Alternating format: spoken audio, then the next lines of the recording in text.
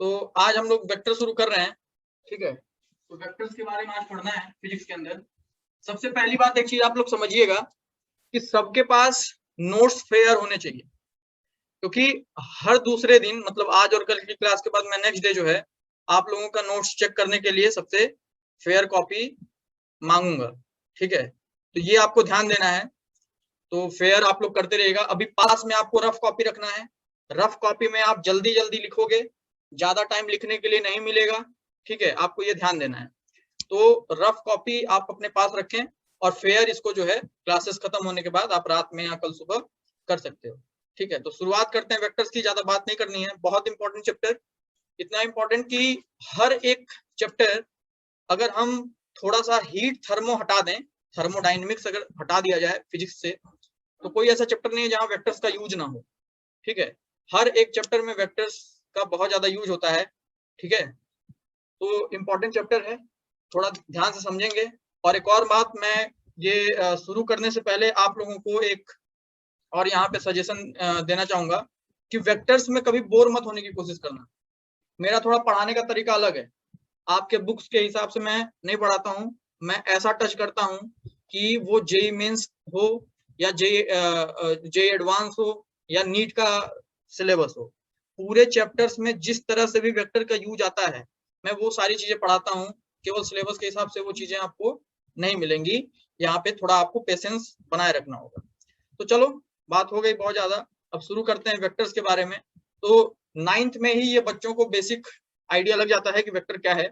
Vector simply अभी तक जो आपको पता होगा, आपको आप सभी 11th-12th पढ़ के आ चुके हो, तो मे भी हो सकता है वेक्टर के बारे में आइडिया हो, लेकिन जो मैक्सिमम बच्चों को पता होता है वो क्या होता है कि vectors are the physical quantities having magnitude and direction, ठीक है। मतलब मैग्नीट्यूड और डायरेक्शन दोनों चीजें होती हैं वेक्टर्स के पास।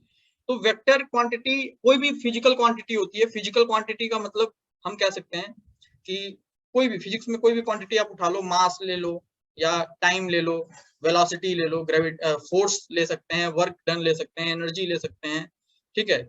और भी बहुत ढेर सारे क्वांटिटीज होते हैं, डिस्प्लेसमेंट ले सकते हैं, ठीक। इलेक्ट्रिक फील्ड ले लो, इलेक्ट्रिक फ्लक्स ले लो, ये सारे के सारे फिजिकल क्वांटिटीज होते हैं।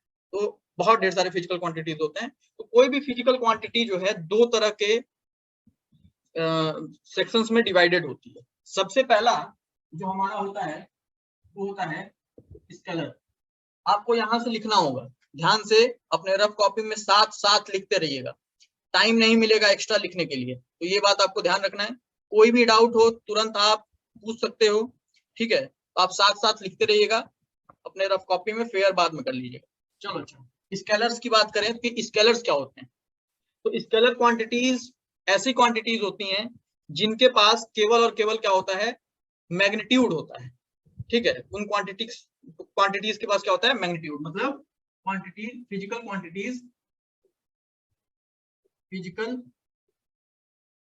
Quantities having magnitude only but no sense of direction. Direction का कोई ऐसा सेंस नहीं होता है यहाँ पे, ठीक है। मतलब जैसे मैं कुछ एग्जांपल्स लिख देता हूँ। जैसे मान लो मास जो होता है वो स्केलर क्वांटिटी होता है, आप बड़े हो चुके हो, ये सारी बातें पता होंगी। टाइम जो होता है स्केलर क्वांटिटी होता है, ठीक है। मास हो गया, टाइम हो गया, और भी बहुत। टेम्परेचर जो होता है, टेम्परेचर स्केलर क्वांटिटी हो गया। कुछ और स्केलर क्वांटिटी की अगर हम बात करें तो एनर्जी स्केलर क्वांटिटी हो गई, ठीक है। फ्लक्स, वो मैग्नेटिक फ्लक्स हो या इलेक्ट्रिक फ्लक्स हो, फ्लक्स के बारे में सबको पता है। ये सारी की सारी क्या होती हैं, स्केलर क्वांटिटीज होती हैं, ठीक है। तो ये और भी ढेर सारी क्वांटिटीज स्केलर क्वांटिटीज होती हैं। तो इनके पास जो है केवल और केवल डायरेक्शन होता है। जैसे मैं कुछ एग्जांपल बताता हूँ कि टाइम की अगर हम बात करें तो टाइम, जैसे मान लो अभी का जो टाइम हो रहा है वो टाइम हो रहा है तुम्हारा 7:38। तो हम ऐसा थोड़ी बोल रहे हैं कि 7:38 ईस्ट डायरेक्शन में, ठीक है। तो मतलब डायरेक्शन का यहाँ पे कोई सेंस नहीं है कि 7:38 इन ईस्ट डायरेक्शन या साउथ डायरेक्शन में 5 बज रहा है साउथ डायरेक्शन। ये इस तरह से हम नहीं कह सकते। मतलब ये जो क्वांटिटीज हैं इनके पास केवल मैग्नीट्यूड का ही सेंस होगा, कोई डायरेक्शन का सेंस नहीं होगा। अगली इंपॉर्टेंट बात कि ये बेसिक अलजेब्रा को फॉलो करते हैं, बेसिक अलजेब्रा को स्केलर्स फॉलो करते हैं। follows बेसिक अलजेब्रा, साथ साथ लिखिए, बेसिक अलजेब्रा को फॉलो करते हैं। बेसिक अलजेब्रा का क्या मतलब है? जैसे सिंपल एडिशन जो आप मैथमेटिक्स में बचपन में पढ़ते आए हो, simple subtraction, multiplication and division, ये बेसिक अलजेब्रा को फॉलो करते हैं स्केलर्स। तो अब इतनी बातें तो सबको पता थी। अब क्या है कि इसमें भी कुछ चीजें हम समझने की कोशिश करें कि स्केलर्स में एडिशन और सब्सट्रैक्शन कब पॉसिबल है। देखो हमेशा जो है हम एडिशन सब्सट्रैक्शन नहीं कर सकते, तो इस एडिशन और सब्सट्रैक्शन पॉसिबल कब है वो आपको समझना होगा। एडिशन सब्सट्रैक्शन तभी पॉसिबल है जब व्हेन जो फिजिकल क्वांटिटीज, देखो हम ऐड क्या करते हैं, दो या दो से अधिक क्वांटिटीज को हम ऐड कर सकते हैं। तो जब फिजिकल क्वांटिटीज की यूनिट्स जो होती हैं वो सेम होती हैं तभी एडिशन पॉसिबल है। मतलब यूनिट्स ऑफ फिजिकल क्वांटिटी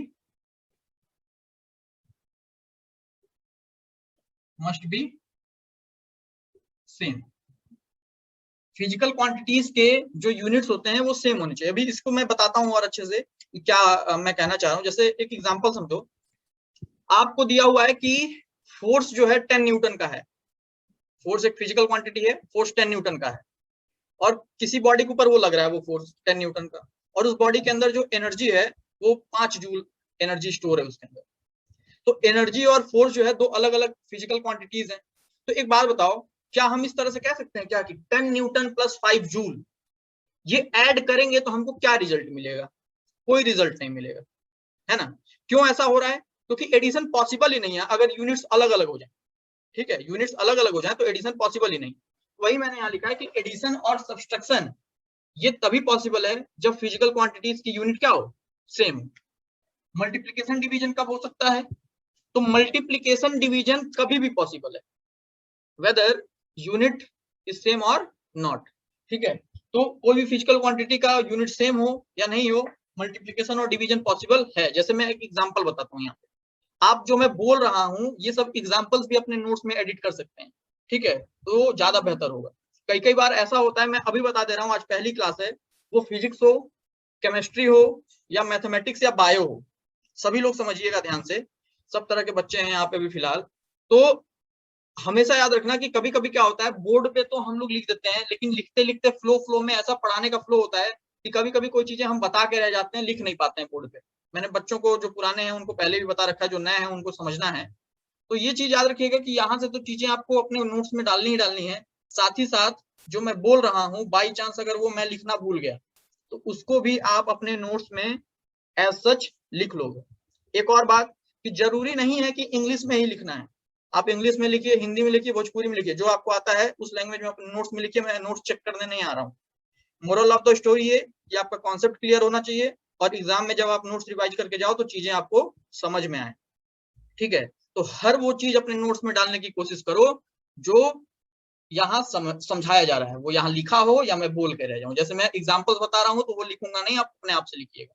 तो जो मैंने एग्जांपल लिया कि 10 न्यूटन का फोर्स है और 5 जूल की एनर्जी है, इन दोनों को ना ऐड कर सकते ना सब्ट्रैक्ट कर सकते, कोई सेंस नहीं आएगा। जैसे एडिशन सब्ट्रैक्शन पॉसिबल कब है, इसका एक एग्जांपल ले ले। जैसे मान लो यहाँ पे एक स्क्वायर है या रेक्टेंगल, मान लो रेक्टेंगल ले लेते हैं। तो रेक्टेंगल है ये एक रेक्टेंगल है जिसका लेंथ जो है वो L मीटर का है और विड्थ जो है वो B मीटर का है। ठीक है, तो लेंथ L मीटर का है और विड्थ जो है B मीटर का है। तो अगर आपको पेरीमीटर निकालना है तो पेरीमीटर क्या होता है? पेरीमीटर होता है सारे साइड्स का सम। तो आप देखो सम यहां तभी कर पाओगे L प्लस बी जब इनके यूनिट्स क्या होंगे, सेम होंगे। तो अगर ये सेंटीमीटर में दिया होता ना तो इसको भी मीटर में बदलना पड़ता, तभी एडिशन पॉसिबल था या सब्ट्रैक्शन पॉसिबल था। तो यहाँ आप L प्लस, यहाँ पे क्या करते हो 2L प्लस बी मीटर। ठीक है, तो यहाँ पे ये जो है हमारा पेरीमीटर आया। हमने ऐड किया, ऐड कैसे कर पाए, क्यों कर पाए?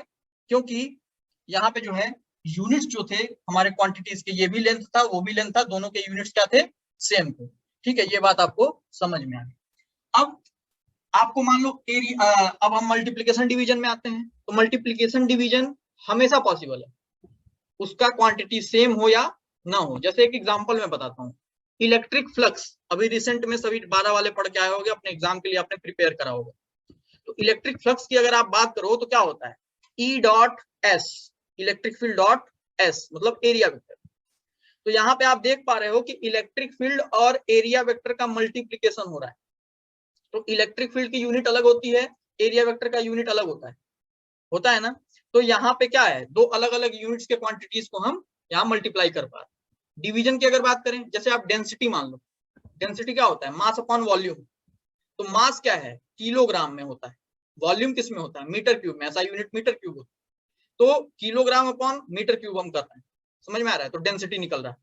मतलब मल्टीप्लीकेशन डिवीजन हमेशा पॉसिबल है, ऑलवेज पॉसिबल। फिजिकल क्वांटिटीज के यूनिट सेम हो या नहीं हो, आप आगे लिख सकते हैं एग्जांपल्स। जैसे इसके एग्जांपल्स हम लिख सकते हैं, like flux E dot S, और डेंसिटी की बात करें मास अपॉन वॉल्यूम। ठीक, ये तो इंपॉर्टेंट बातें समझ में आई कि स्केलर्स जो होते हैं बेसिक अलजेब्रा को फॉलो करते हैं। ये चारों एडिशन, सब्ट्रैक्शन, मल्टीप्लिकेशन, डिवीजन, और एडिशन सब्ट्रैक्शन भी कब पॉसिबल होगा और मल्टीप्लिकेशन डिवीजन भी कब पॉसिबल होगा, ये हमने देख लिया। एक और अच्छी बात ध्यान समझिएगा कि जब भी हम एडिशन और सब्ट्रैक्शन करते हैं, जब भी हम एडिशन और सब्ट्रैक्शन करते हैं, तो हमको जो नई फिजिकल क्वांटिटी मिलती है उसका भी यूनिट इनिशियल फिजिकल क्वांटिटीज के ही बराबर होता है। लाइक आप यहाँ पे देख रहे हो कि हमने क्या करा, ये लेंथ को और ये लेंथ को ऐड किया, दोनों के यूनिट सेम थे तो हम ऐड कर पाए।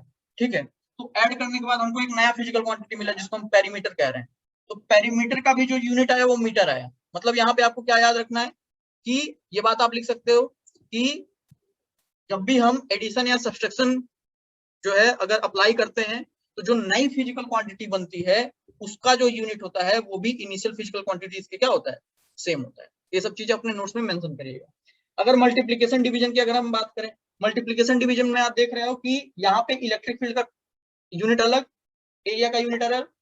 ठीक है, तो इलेक्ट्रिक फील्ड का यूनिट अलग, एरिया का यूनिट अलग, तो फ्लक्स हमारा आया उसका नया यूनिट बन गया। मतलब आप एक चीज समझो, यहाँ से ये यहाँ पे एरिया अगर आपको निकालना होता, मान लो ये रेक्टेंगल का एरिया निकालना होता, तो आप क्या करते, L metre into B metre, कुल मिला जुला के L into B metre square. ठीक है, तो आप समझिए क्या मैं बताना चाह रहा हूँ कि अगर यूनिट सेम है तो भी हम मल्टीप्लिकेशन डिवीजन कर सकते हैं, और अगर यूनिट डिफरेंट है तो भी हम मल्टीप्लिकेशन डिवीजन कर सकते हैं। लेकिन जब भी हम मल्टीप्लिकेशन डिवीजन करते हैं तो जो नई क्वांटिटी बनती है हमारी उसका यूनिट अलग होता है इनिशियल क्वांटिटीज के। जैसे यहाँ पे दो लेंथ को हमने मल्टीप्लाई किया, इनके यूनिट्स थे मीटर और मीटर, और मल्टीप्लाई किया जब हमने तो उसके बाद ये यूनिट क्या आ गया, मीटर स्क्वायर। उसी तरह से यहाँ पे आपने देखा कि इलेक्ट्रिक फील्ड का यूनिट अलग था और सरफेस एरिया का यूनिट अलग था, तो जो हमारा फ्लक्स आया उसका यूनिट अलग हो जाएगा, जिसको हम वेबर कहते हैं, आपको अगर पता हो।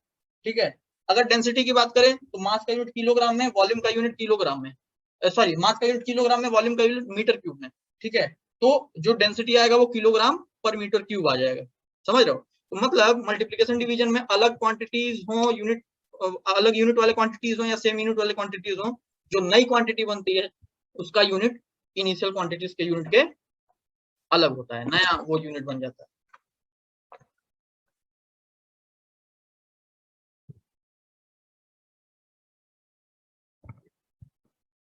ठीक है, अब आगे हमने हमने देखना है, यहाँ स्केलर्स के बारे में हम समझ गए। अगर इसमें किसी को डाउट है तो आप पूछ सकते हो। ठीक है, माइक ऑन करके। सर हाँ हाँ बताओ पायल। सर अगर एक जगह सेंटीमीटर ले तो क्या होगा, तो एरिया की सेंटीमीटर को जगह? मीटर में बदल देंगे, सेंटीमीटर को मीटर में बदल देना है। यहाँ पे मान लो 20 सेंटीमीटर होता है तो b इंटू 10⁻⁻² मीटर कर देते हैं। हाँ, इससे बहुत अच्छा सर याद आया मुझे नीचे, हाँ बोलो। सर नीचे एरिया में, एरिया में भी जो जैसे मान एरिया लो यहाँ है पे, हाँ ठीक है ना, तो यहाँ सेंटीमीटर रहता तो इसको भी जो है, जैसे मान लो ये सेंटीमीटर में रहता तो इसको इंटू 10⁻⁻² मीटर कर देते, तो जो हमारा आंसर आता तो यहाँ पे 10⁻⁻² एक मल्टीप्लाई रहता है एक्स्ट्रा, खत्म बात। ठीक है, लेकिन वो अभी है नहीं, तो कुछ भी होगा सेंटीमीटर होगा तो मीटर में बदल देंगे। अच्छा, एक बहुत अच्छी चीज मुझे याद आई अभी सेंटीमीटर मीटर से।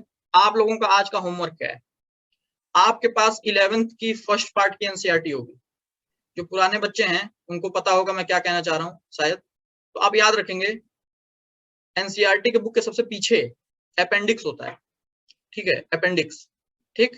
तो मैं अभी कोशिश कर रहा हूँ, दिखा दे रहा हूँ। तो वो अपेंडिक्स जो होगा उसमें अपेंडिक्स 1 से लेके अपेंडिक्स 2, अपेंडिक्स 3, अपेंडिक्स 4, वो सारी चीजें आपको याद होनी चाहिए, ठीक है। तो आप ध्यान रखेंगे, ठीक।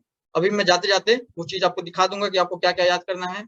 क्लास 11th के फिजिक्स का फर्स्ट पार्ट के एनसीईआरटी में होता है ये, ठीक है। वो याद करना बहुत जरूरी है, नहीं तो हमेशा परेशान रहोगे अगर कॉन्सेप्ट क्लियर नहीं है तो। अब जरा ध्यान दो, ये मैं रब कर रहा हूँ। अभी कोई डाउट किसी को? कुछ बोल रहे थे क्या शिवम? चलो अच्छा, तो स्केलर्स समझ में आ गया कि स्केलर्स क्या होते हैं। अब जो है हम वेक्टर्स के बारे में देखेंगे कि वेक्टर्स क्या होते हैं। तो लिखते रहिएगा सभी लोग।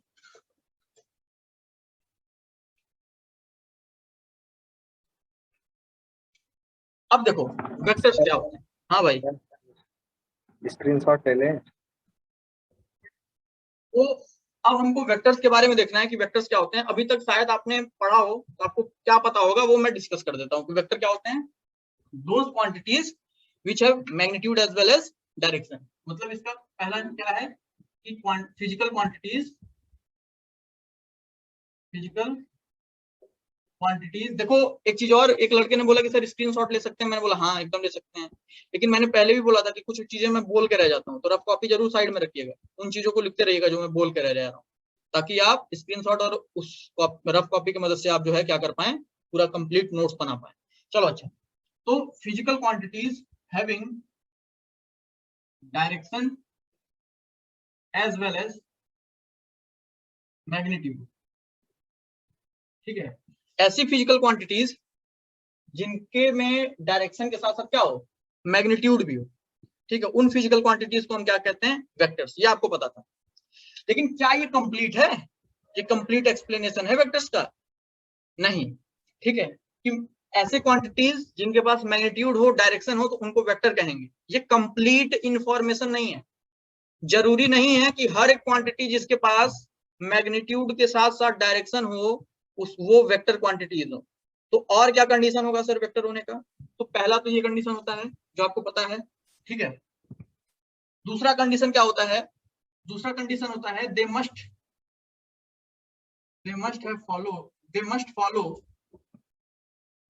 Follow vector addition laws.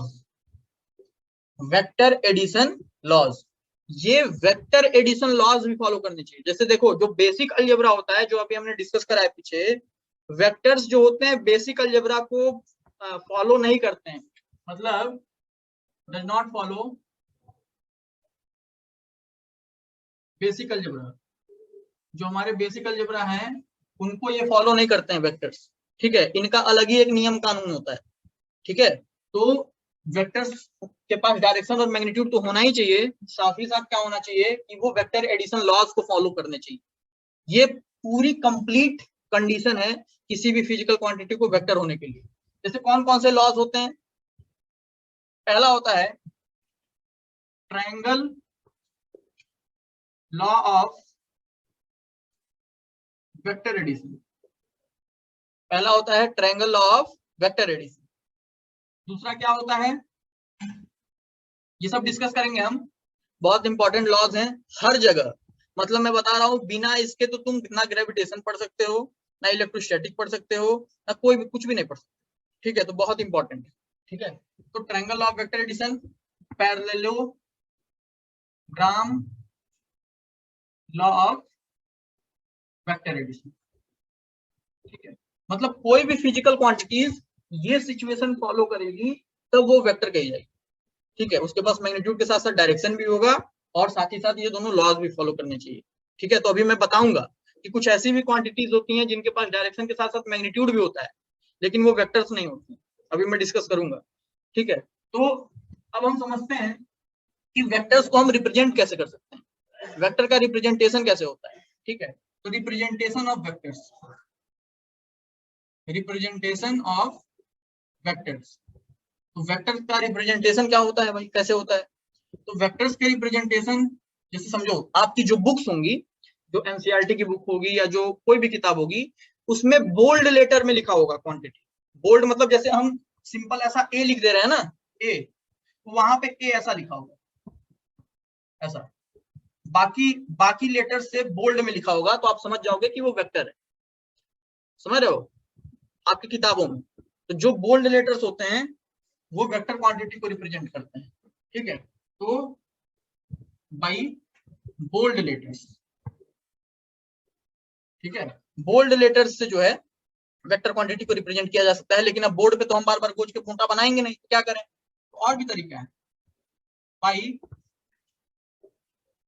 Putting arrows. ठीक है, जैसे मान लो कोई क्वांटिटी है ए, उसको वेक्टर, वो वेक्टर क्वांटिटी है, तो कैसे दिखाएंगे, ए इस तरह से वेक्टर आप बनाओगे, ए वेक्टर। जैसे फोर्स है, फोर्स एफ से रिप्रेजेंट करते हो तो एफ वेक्टर। ठीक है, तो ये वेक्टर बताता है। एक और बात कि कुछ बच्चों के अंदर कंफ्यूजन होता है कि सर ये एरो ऐसा भी बन सकता है क्या, ये इलेक्ट्रिक फील्ड ई, एरो ऐसा भी बन सकता है क्या? एकदम नहीं, ये गलत बात है, ये जो है सरासर गलत बात है। ठीक है, तो उनके अंदर एक दिमाग में बहुत ज्यादा मिसकॉन्सेप्शन रहता है कि ये जो है इस क्वांटिटी का डायरेक्शन बता रहा है, मतलब इलेक्ट्रिक फील्ड के ऊपर इधर की तरफ एरो है तो इधर होगी इलेक्ट्रिक फील्ड, फोर्स जो है इधर की तरफ है, डायरेक्शन इसका एरो इधर बना है तो फोर्स इधर होगा, ऐसा नहीं है, ये केवल वेक्टर रिप्रेजेंटेशन। ठीक है, तो ये वेक्टर रिप्रेजेंटेशन है, ये यहाँ पे डायरेक्शन नहीं बता रहा है। ठीक है, तो कैसे रिप्रेजेंट करना है वो समझ में आया, तो ये वेक्टर का रिप्रेजेंटेशन। अब वेक्टर के मैग्नीट्यूड का रिप्रेजेंटेशन कैसा हो, मतलब मैग्नीट्यूड ऑफ वेक्टर्स कैसे रिप्रेजेंट किए जाएंगे, तो मैग्नीट्यूड ऑफ, जैसे मान लो ए वेक्टर का मैग्नीट्यूड रिप्रेजेंट करना है आपको, तो आप सीधे सीधे इस तरह से कर सकते हो, मॉडुलस लगा सकते हो, ए वेक्टर के ऊपर मॉडुलस लगा सकते हो, तो ये मैग्नीट्यूड रिप्रेजेंट करेगा। या सिंपली जो है आप इस तरह से रिप्रेजेंट कर सकते हो, उस क्वांटिटी को ऐसे लिख दो, ऊपर एरो मत लगाओ। ठीक है, तो ये भी जो है क्या रिप्रेजेंट करेगा, आपका मैग्नीट्यूड रिप्रेजेंट करेगा। तो ये रिप्रेजेंटेशन ऑफ वेक्टर है। ठीक है, ये आपको क्या करना है, ध्यान देना। तो ये छोटी छोटी बातें थी, वेक्टर्स को कैसे रिप्रेजेंट करना है, वेक्टर्स क्या करने चाहिए, तो इसका स्क्रीनशॉट आप ले सकते हैं जल्दी से फटाक से, फिर हम आगे बढ़ते हैं। ठीक है, तो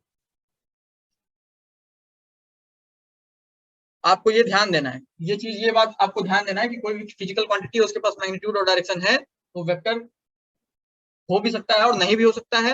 लेकिन अगर वो क्वांटिटी को बोला जाए कि वो फिजिकल क्वांटिटी जो है वेक्टर क्वांटिटी है, तो पक्का उसके पास मैग्नीट्यूड और डायरेक्शन होगा ही होगा।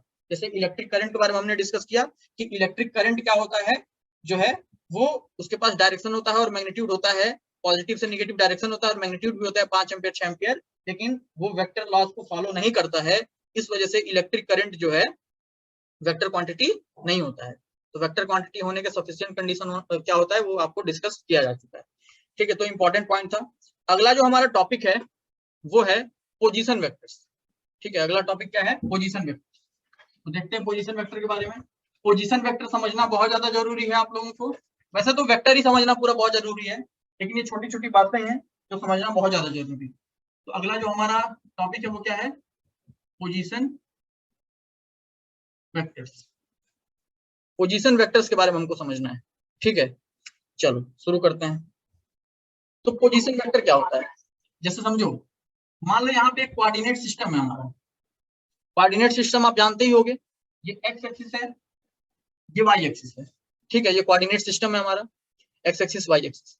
इस कोऑर्डिनेट सिस्टम में एक पॉइंट है पी, ये पॉइंट है पी।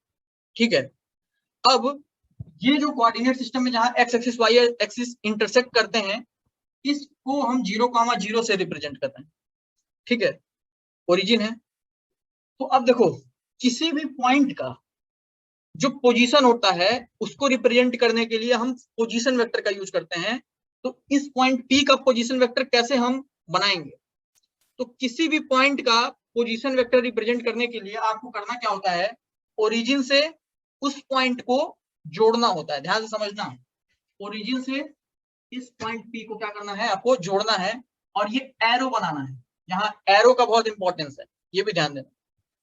ओरिजिन से इस पॉइंट पी को हम जोड़ेंगे और यहाँ पे हमने क्या बना दिया, एरो। ठीक है, और इसको हम नाम देते हैं R1 वेक्टर। क्या नाम दे रहे हैं, R1 वेक्टर। इस पॉइंट को O मानो, तो OP वेक्टर को क्या नाम दे रहे हैं, R1 वेक्टर। तो यहाँ पे ये जो OP वेक्टर होगा, OP वेक्टर, ये देखो ओपी मतलब कि ओ से पी तक जा रहा है, ये आपको ध्यान देना है। ओपी मतलब क्या है, ओ से पी तक जा रहा है, ये किसके बराबर है, R1 वेक्टर। इसको हम क्या बोलेंगे, इस चीज को आप बोलते हो position vector of point P, position vector of point P, ये आपको ध्यान देना है, ठीक है। तो किसी भी पॉइंट का पोजीशन वेक्टर बनाने के लिए ओरिजिन उसको जोड़िए और एरो रिप्रेजेंट करिए, तो position vector of point P.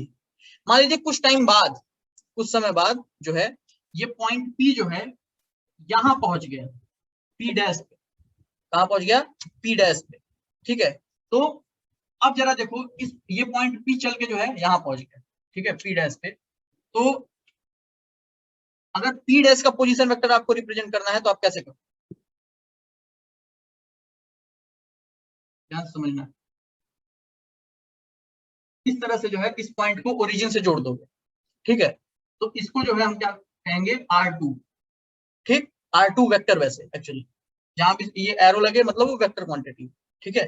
तो यहाँ पे OP डैश वेक्टर जो होगा वो किसके बराबर होगा, R2 वेक्टर। इसको क्या बोलेंगे, position vector of point P dash, ये P डैश का पोजीशन वेक्टर, ठीक है, P डैश का क्या है, पोजीशन वेक्टर। अब जरा ध्यान दो यहाँ पे, अब हुआ क्या है कि ये P चल के कहाँ आ गया है, P डैश के पास। तो ये इस तरह से एक एरो हम बनाएंगे, ठीक है।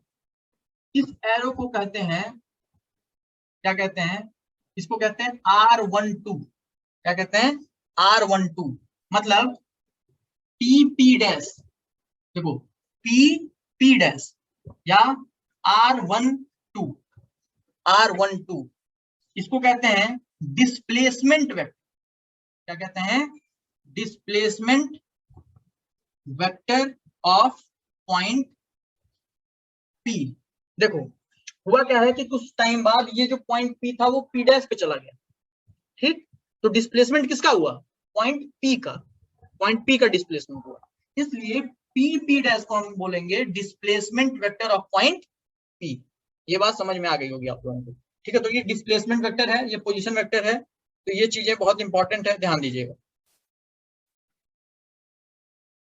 R12 मैं किस तरह से लिख पा रहा हूं, यहाँ पे सबसे पहले देखो P डैश पे गया है ना, इसीलिए ये 1 से रिप्रेजेंट हो रहा है P, तो इसीलिए R12 इसको रिप्रेजेंट हम कर दे रहे हैं।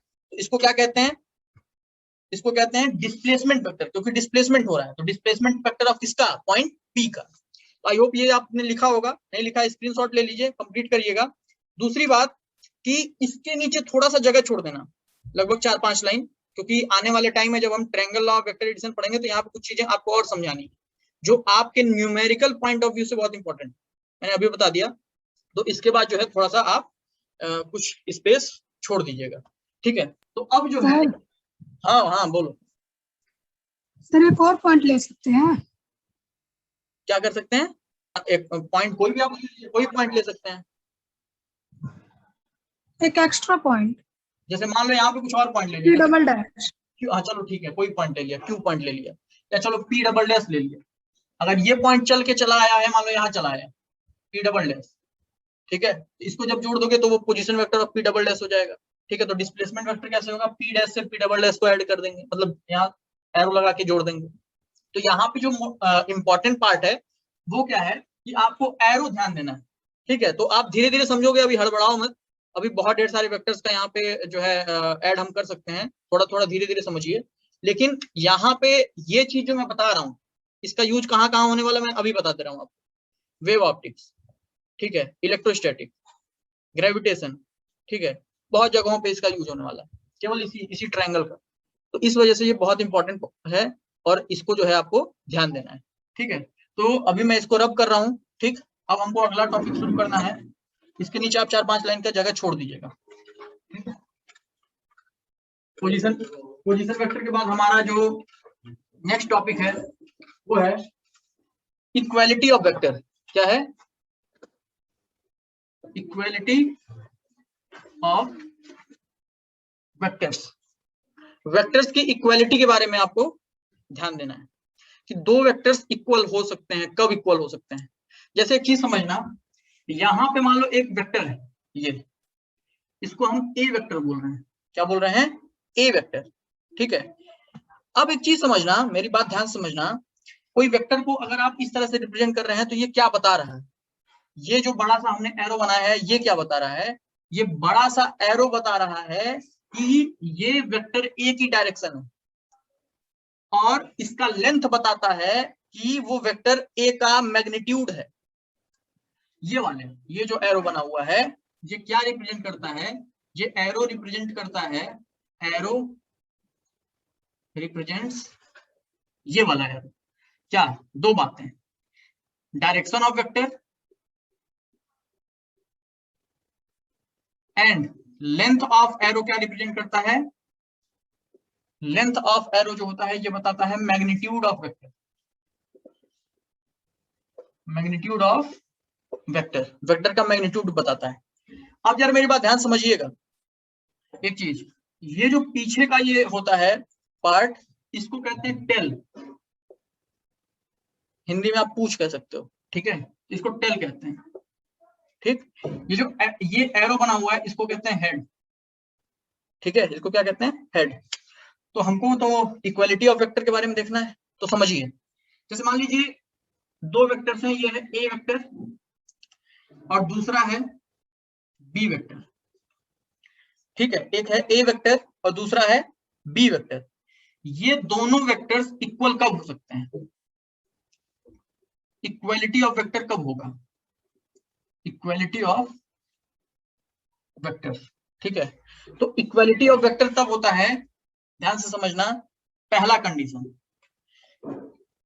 कि direction of vector A must be equals to, must be equals to direction of vector B. ठीक है, वेक्टर ए का डायरेक्शन वेक्टर बी के डायरेक्शन के क्या होना चाहिए? इक्वल मत लिखो, सेम लिखो, must be same as direction of vector B. मतलब ए और बी का डायरेक्शन क्या होना चाहिए? सेम डायरेक्शन में होना चाहिए।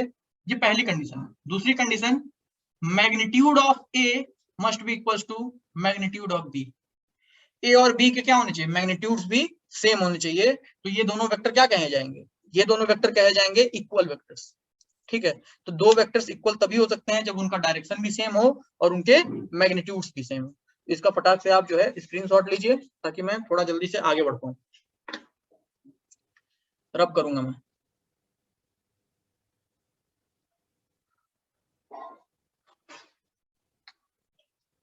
ठीक है, मिटा रहा हूं, किसी का छूटा तो नहीं है?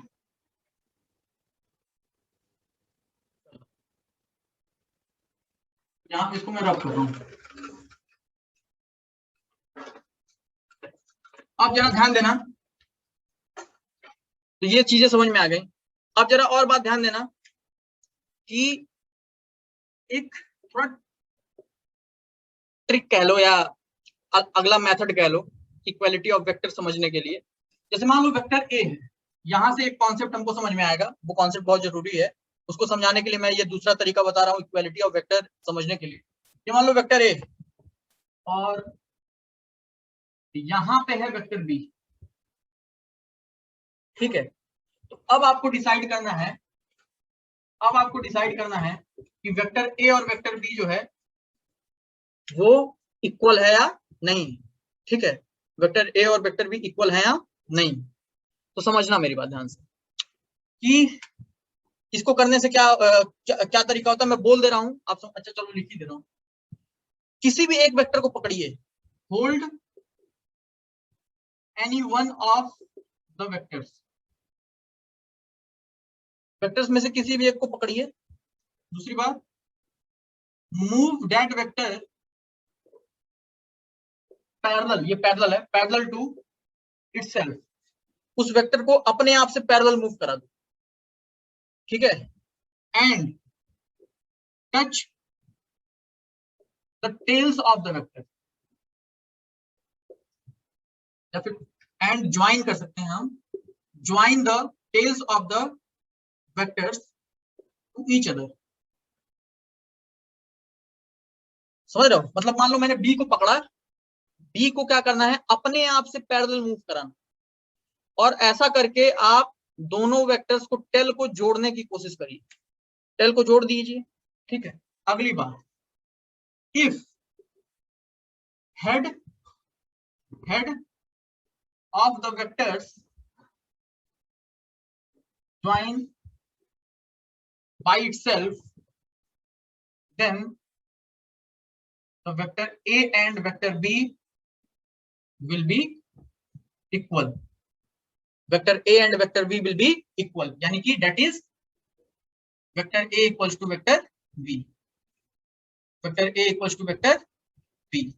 ठीक है, मतलब समझो, जैसे ये बी वेक्टर है, इसको पकड़ो, इसका टेल उठाओ, और ऐसे ऐसे अपने से पैरेलल का मतलब डायरेक्शन चेंज नहीं करना, खुद के पैरेलल मूव कराने का मतलब होता है कि वेक्टर की डायरेक्शन चेंज नहीं करना। ठीक है, तो इसको मैंने उठाया, देखो इसको उठाया, और अपने से पैरेलल मूव कराते कराते आपको टेल टू टेल जोड़ना है, इसका टेल इसके टेल से जोड़ना है, और अगर हेड हेड अपने आप जुड़ गया तो दोनों वेक्टर्स क्या होंगे, एक दूसरे के इक्वल होंगे। इतनी बात क्लियर? तो ये भी एक तरीका है इक्वलिटी ऑफ वेक्टर समझने का।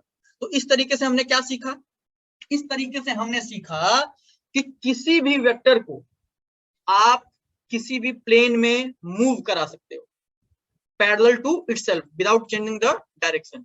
ठीक है, तो यहां से हमने एक बात सीखी important, any vector in a plane can move parallel to itself.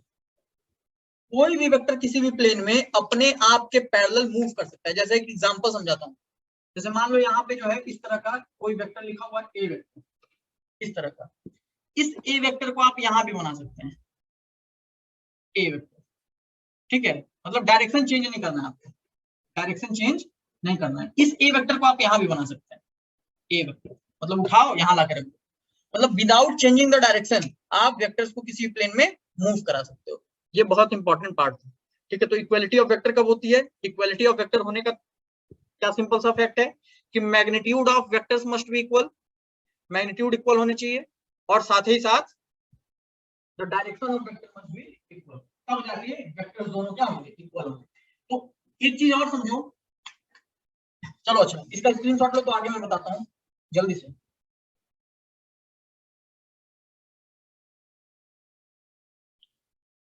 रब कर रहा हूं, किसी का छूटा तो नहीं? ठीक है,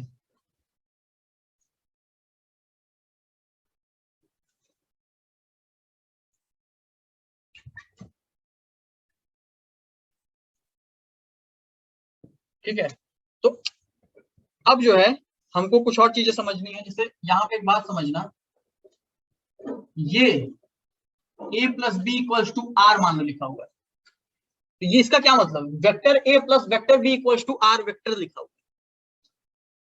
है, and a plus B equals to R लिखा हुआ है। तो ये magnitude of a plus magnitude of b equals to magnitude of R लिखा हुआ है। दोनों अलग अलग चीजें हैं, दोनों कभी इक्वल नहीं हो सकती। तो above two equations are different, ये आपको ध्यान रखना है, बच्चे कंफ्यूज रहते हैं हमेशा। दोनों इक्वेशंस क्या हैं, डिफरेंट है, मतलब vector A plus vector B vector R के बराबर है, या vector A sorry magnitude of A magnitude of B magnitude of R के बराबर है। दोनों अलग अलग चीजें, डिफरेंट चीजें, ये आपको क्या करना है, ध्यान रखना है। एक बात ये क्लियर। दूसरी बात कि vector A equals to vector B, ये क्या बताता है, A vector is equals to vector B, ये दो चीजें बताता है कि वेक्टर ए का मैग्नीट्यूड, ये दो चीजें बताता है कि वेक्टर ए का मैग्नीट्यूड जो है वेक्टर बी के मैग्नीट्यूड के बराबर है, पहली बात। दूसरी बात, direction of vector A and vector B is same, दो बातें ये बताता है। ठीक है, लेकिन बट मान लो simply A equals to B लिखा हुआ है, ये क्या बताता है? तो ये बताता है कि magnitude of A vector and B vector is equal. Magnitude same है, यहाँ पे डायरेक्शन सेम हो भी सकता है और नहीं हो सकता है, वो अकॉर्डिंग टू क्वेश्चन जो है वो डिपेंड करेगा। तो वेक्टर ये ए बराबर बी केवल मैग्नीट्यूड इक्वल बताता है, लेकिन vector A equals to vector B दोनों बातें बताता है, मैग्नीट्यूड भी सेम और डायरेक्शन भी सेम। ये बात समझ में आ गई। एक और मोस्ट इंपॉर्टेंट बात याद रखना कि कभी भी आने वाले टाइम में होने ही वाला है, कभी भी जो है, अगर कभी भी trigonometry used along with vectors, अगर वेक्टर्स के साथ ट्रिग्नोमेट्री यूज्ड है तो वो जो ट्रिग्नोमेट्री के साथ वेक्टर यूज हुआ होगा वो वेक्टर का मैग्नीट्यूड होगा। मतलब जैसे trigonometry used along with vector, then only magnitude of vector can be used। या फिर हम लिख सकते हैं trigonometry return along with vectors, तो उस केस में जो मैग्नीट्यूड होता है वेक्टर का वही यूज हो सकता है। जैसे मान लीजिए एक एग्जांपल हम समझ सकते हैं, जैसे मान लो a cos थीटा लिखा हुआ है, तो बच्चे कंफ्यूज होते हैं कि सर ये जो a लिखा हुआ है ये वेक्टर a है कि सिंपल मैग्नीट्यूड ऑफ a है। तो यहाँ पे ये मैग्नीट्यूड ऑफ a होता है, ठीक है। तो ट्रिग्नोमेट्री के साथ कभी कुछ क्वांटिटी लिखा हुआ है तो वो मैग्नीट्यूड होता है, ना कि वेक्टर होता है। ये बात आपको दिमाग में बसा लेना है, ठीक है। तो इसका भी स्क्रीनशॉट लीजिए फटाक से, जल्दी।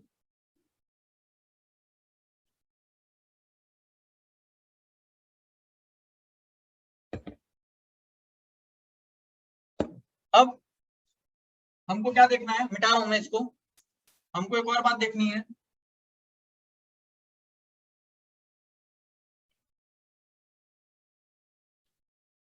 एंगल बिटवीन द वेक्टर्स, दो वेक्टर्स के बीच का एंगल क्या लिखना है?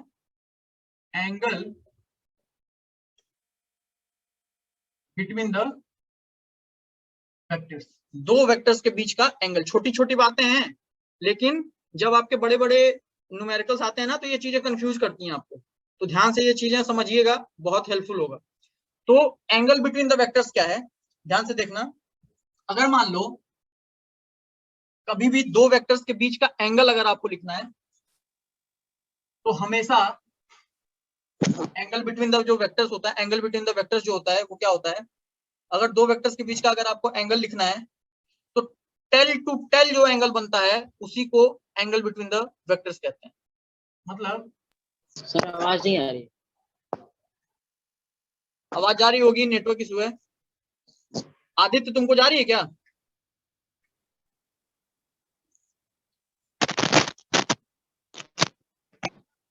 आदित्य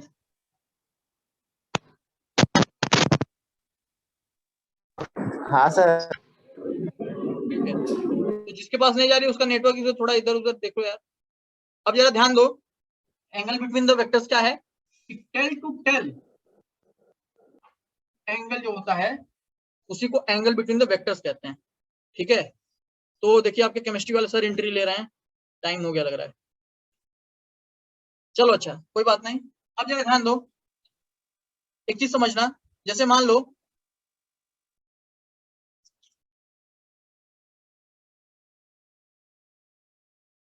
जैसे एक चीज समझना, जैसे मान लेते हैं हमारे पास क्या है, ये इस तरह का एक वेक्टर है ए और यहाँ पे एक वेक्टर बना हुआ है बी और ये एंगल दिया हुआ है थीटा।